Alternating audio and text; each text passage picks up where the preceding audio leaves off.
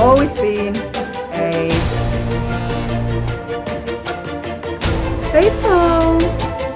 I have always been, and always wanted to be a... Oh yeah. Oh, sorry, that's for the family group. I'm actually...